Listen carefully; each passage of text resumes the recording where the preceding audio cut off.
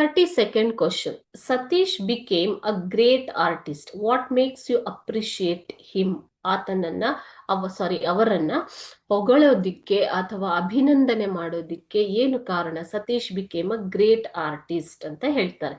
March 2025 ಅಲ್ಲಿ ಕೇಳಿರುವಂತಹ ಪ್ರಶ್ನೆ ಇದು. Write a short note on the achievement of Satish Gujral. ಅವರ ಸಾಧನೆಗಳ ಬಗ್ಗೆ ಒಂದು ನೋಟ್ ಅನ್ನ ಬರೀರಿ ಅಂತ, ಟಿಪ್ಪಣಿಯನ್ನ ಬರೀರಿ ಅಂತ ಹೇಳಿದ್ದಾರೆ. What do we learn from his life? ಅವರ ಜೀವನ ಗಾಥೆಯಿಂದ ಕಲಿಯುವಂತದ್ದು ಏನಿದೆ ಅಂತ ಕೇಳಿದ್ದಾರೆ ಮಕ್ಕಳೇ. ಓಕೆ,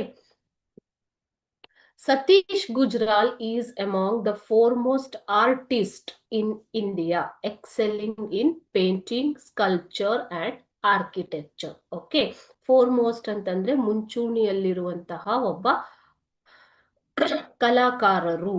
ಸೊ ಅವರು ಯಾವುದರಲ್ಲಿ ಪ್ರತಿಭಾಶಾಲಿ ಆಗಿದ್ರು ಅಂದ್ರೆ painting, sculpture and architecture.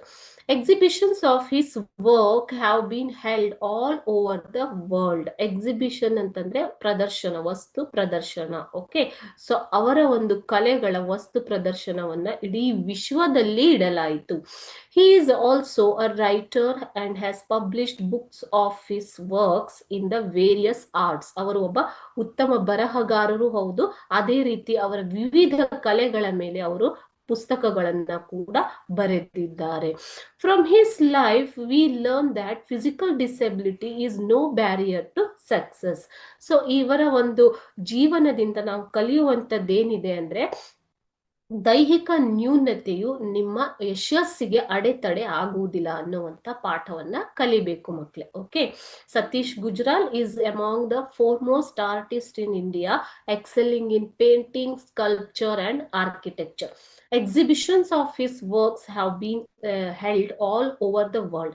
He is also a writer and has published books of his works in the various art forms. From his life, we learn that physical disability is no barrier to success.